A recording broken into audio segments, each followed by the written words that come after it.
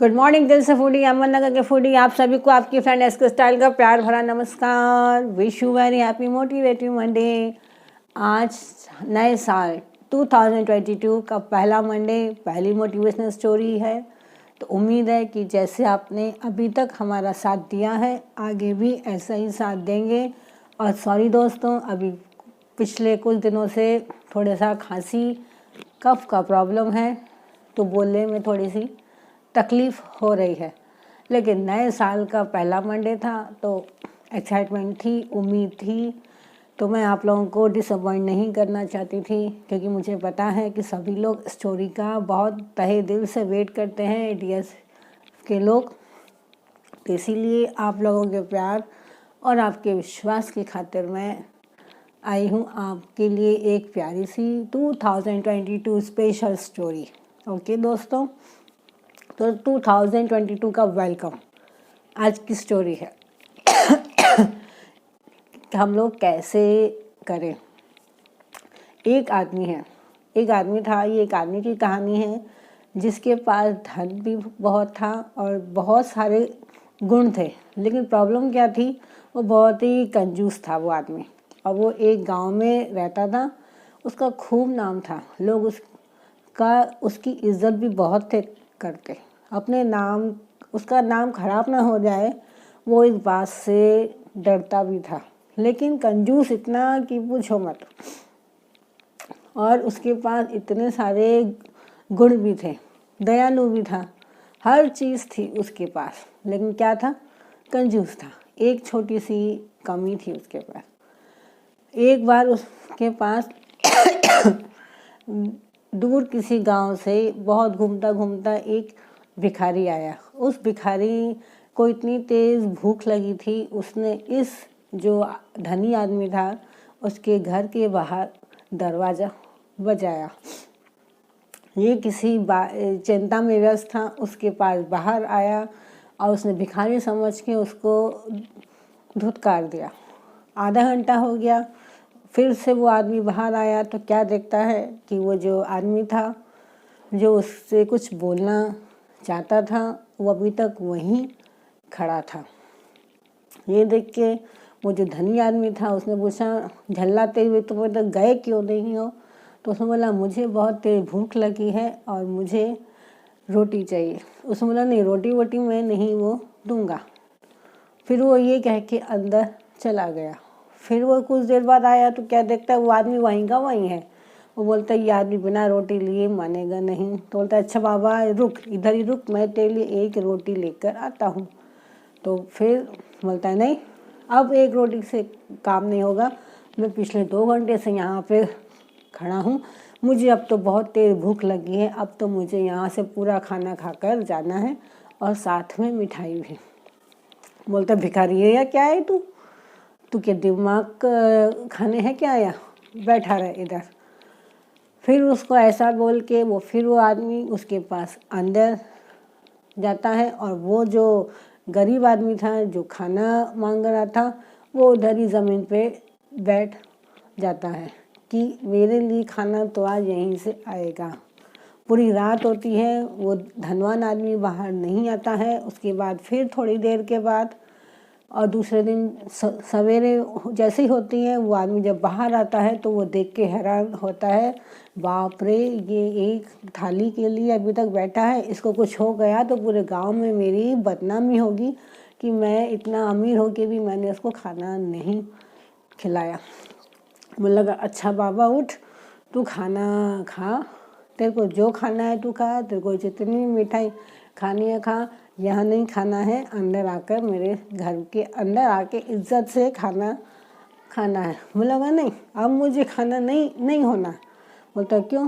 बोलता, नहीं, अब मुझे खाना नहीं होना, मैंने 24 घंटे का इंतज़ार किया है, अब मुझे ऐसा लगता है कि मुझे इस गांव में एक कुएं की भी ज़रूरत है। तुम इस गांव में एक अच्छा सा कुआं अच्छी जगह पे खुदवाओ जिसमें पानी बहुत हो।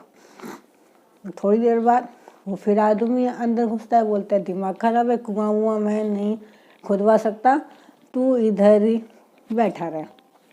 एक दिन और बीतता है, वो आदमी वहीं का वहीं बैठा रहता है। 2 दिन ऐसे ही वो अपना वो वहाँ पे समय व्यतीत करता है। फिर जब वो आदमी बाहर आता है, अमीर आदमी, उस आदमी को फिर से देख के हैरान होता है। वो अब समझ जाता है कि ये कोई साधारण सा भिखारी नहीं है, ये कुछ तो है। अब तो मुझे इसकी एक नहीं इसकी हर बात मुझे अब सुननी पड़ेगी। कल को कुछ इसको हो गया तो मेरी बदनामी इस गांव में निश्चित है। और मेरे दरवाजे पर किसी को कुछ हो जाए तो ये चीज़ मुझे मंजूर भी नहीं। वो कंजूस था पर दयालु भी बहुत था। वो बाहर आता है, बोलता है अच्छा बाबा तू माफ़ कर, तेरे को जो चाहिए तू जहाँ बोल, मैं वहाँ तुझे एक कुआं खोद कर देता हूँ। पहले तू खाना खा ले अच्छे से, क्योंकि तूने 2 दिन से यहाँ बैठ के या कुछ भी नहीं खाया है। पहले वो खाना बाबा खाते हैं, फिर उसको बोलते हैं मुझे एक कुआं नहीं होना, अभी तो मुझे 2 होना है, एक तेरा एक मेरा। तो अब वो जो अमीर आदमी था बहस करने के मन में नहीं था। उसने बोला ठीक है, आप जैसा कहें महाराज। महाराज की पसंद के हिसाब से, उस गरीब आदमी की पसंद के हिसाब से ज़मीन खुदवाई गई और 2 बराबरी लेवल के कुएं खोदे गए जिसमें ठंडा पानी था। ये देख के वो आदमी बहुत खुश होता है और वो फिर उस आदमी के सामने शर्त रखता है कि मैं तो अभी दूसरे गांव में जा रहा हूँ, लेकिन हाँ एक शर्त है, एक कुआं तेरा है, एक कुआं मेरा है। तेरे कुएं से तू अब पूरा गांव पानी लेगा, मेरे कुएं से कोई एक बूंद भी पानी नहीं लेगा। मेरे कुएं को अच्छे से ढक के रख, मैं 1 साल बाद आऊँगा और अपने कुएं को सबके सामने चेक करूँगा। वो आदमी समझ चुका था कि ये जो आदमी है ये बहुत ज़िद्दी है, ये कोई मानने वाला तो है नहीं। बोलेगा ठीक है महाराज, आप जैसा कहे, आपकी कुएं को कोई हाथ नहीं लगाएगा, जो भी पानी लेगा मेरे कुएं से लेगा। जो इस आदमी का कुआं था उससे पूरा साल ठंडा पानी मिलता था। लोग उस कुएं की तारीफ करते थे। और जो उस गरीब का था कुआं, वो ढका हुआ 1 साल हुआ पूरा। जैसे ही वहाँ से एक पंडित आया, वो आदमी आया वापस, और उसने सबके सामने बोला कि भाई चल अब तू मेरा कुआं खोल के दिखा देखूँ तो सही उसमें से कुछ पानी निकाला तो नहीं गया है। जब क्या देखा, ढक्कन हटाया गया तो देखा कि पूरा कुआं सूख चुका है, उसमें पानी की एक बूंद भी नहीं है। ये देख के लोग हैरान हो गए और जो राजा वाला कुआं था उसमें से ठंडा ठंडा मस्त पानी निकल रहा था। जो अमीर आदमी था, वो अमीर आदमी और पूरी पब्लिक देख के हैरान हो गई। तो वो जो गरीब आदमी था वो बोला मैं कोई साधारण गरीब इंसान नहीं हूँ, मैं दूर गांव का संत हूँ, मैं तो बस घूमता फिरता रहता हूँ और मैं तुझे यही समझाने आया था कि पानी हो चाहे धन हो चाहे ज्ञान हो, अगर आप उसका सही इस्तेमाल नहीं करते हैं तो उसका या तो नाश होगा या उसका मिसयूज़ होगा।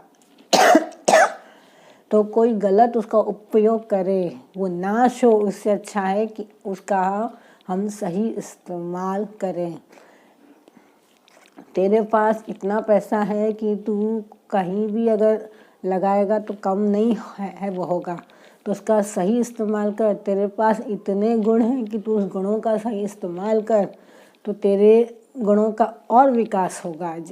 अगर तू इन गुणों का और पैसों का सही इस्तेमाल नहीं करेगा तो इस कुएं की तरह या तो वो सूख जाएगा या तो वो सड़ जाएगा, क्योंकि कुएं का भी पानी हम नहीं इस्तेमाल करेंगे तो या तो वो सूखेगा या तो वो पूरा वहाँ का पानी सड़ जाएगा और एक जहर की तरह वो काम करेगा। आगे राजन मर्जी तेरी। तो ये सुन के पूरा गांव उस बाबा के लिए जोर से तालियां बजाता है। और ये कहानी तो हो गई दोस्तों ख़त्म। तो हम भी 2022 में ये प्रण लेते हैं हम सब मिलके कि हम भी लोगों के काम आएं, क्योंकि हमें शुक्र करना चाहिए कि ऊपर वाले ने हमें देने की लाइन में रखा है, लेने की लाइन में नहीं रखा है। तो ऊपर वाले को इस बात का शुक्र करते रहना चाहिए कि उसने हमेशा हमें देने वालों की लाइन में रखा है। तो 2022 में भी आप जो भी दे सकते हैं वो ज़रूर दें और लोगों का दिल जीतें और 2022 को यादगार बनाएं। ओके दोस्तों, उम्मीद है कि आपको ये कहानी पसंद आई होगी। अगले हफ्ते फिर मिलते हैं एक नई कहानी के साथ। Okay, bye. SK style.